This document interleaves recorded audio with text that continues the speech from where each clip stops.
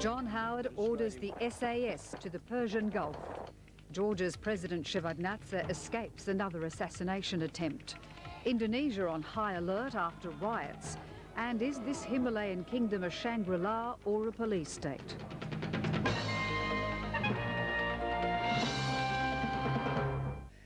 Authorities on the Indonesian island of Flores have imposed a nighttime curfew following violent food riots which have destroyed scores of shops. The store owners and their families, all ethnic Chinese, have been forced to seek refuge in military compounds. The violence follows similar riots which have broken out across the country in response to rapidly rising prices.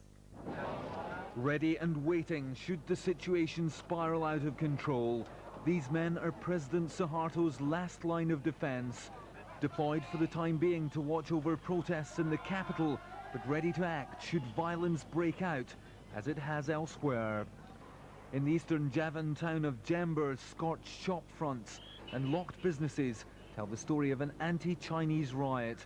Ethnic Chinese form just 4% of Indonesia's population, but they control 70% of the wealth. In times of difficulty, they are an easy target. In Jember, the situation has returned to normal. Elsewhere, it remains very tense. The station is still frightening, and nobody can go freely. About 70 stores were broken, and about 21 stores were burned. The financial crisis gripping Indonesia has been the subject of a business conference in Sydney today, amid warnings that the rupiah could crash much further if the political succession is not sorted out.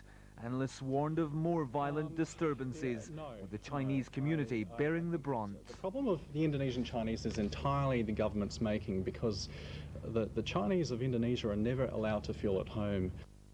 And what they're doing is to turn inwards, blame the Chinese, and that's stupid.